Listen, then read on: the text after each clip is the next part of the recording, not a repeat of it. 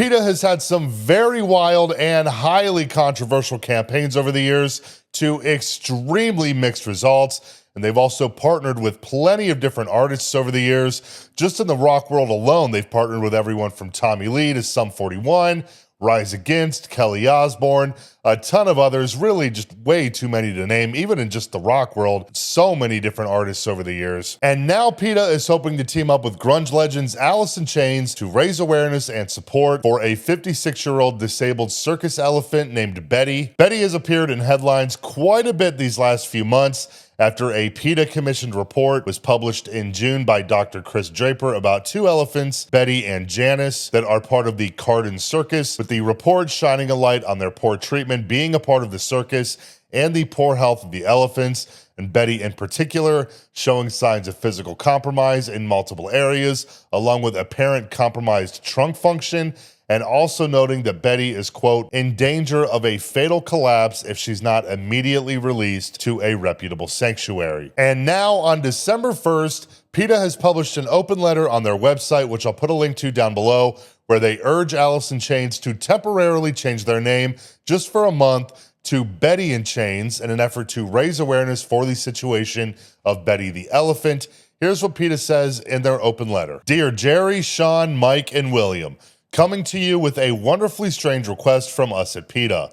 Would Alice in Chains be willing to go by Betty in Chains across social media for a month to spotlight a dear elephant who literally spends her life in chains? In a nutshell, we're turning up the volume on our efforts to rescue an elderly disabled elephant named Betty who is being forced to perform in roughly 300 circuses each year. Betty's over 56 years old, was taken as a baby from Thailand, and has been used in circuses for more than 5 decades. An elephant expert who recently examined Betty warns that she faces a fatal collapse if not immediately retired to a reputable sanctuary. By lending a version of your iconic name, you could set the stage for freedom, amplify her story to millions, and change the course of history for all animals used in circuses. Will you help us show the world that Betty's not fighting this battle alone?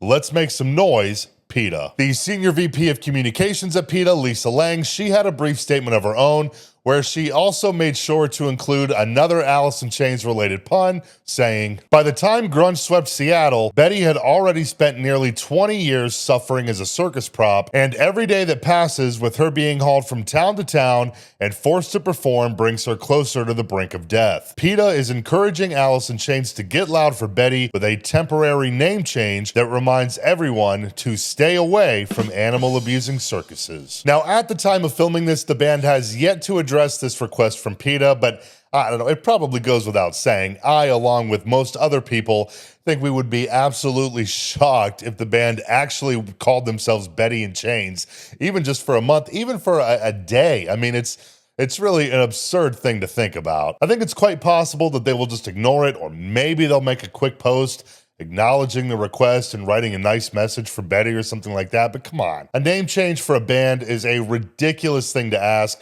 and perhaps the whole intent behind PETA's request is really just to get people talking as we are now. But assuming PETA is actually serious about this request, I mean, if the band actually went and changed their name, even temporarily, I guess I don't really know what that would accomplish. I mean, to some extent, I guess it would maybe raise awareness for whoever is in the know as to why they're doing it. But for the most part, overall, I just think it would cause confusion amongst Alice in Chains fans who may not be privy as to why the band is now suddenly known as Betty in Chains, even temporarily.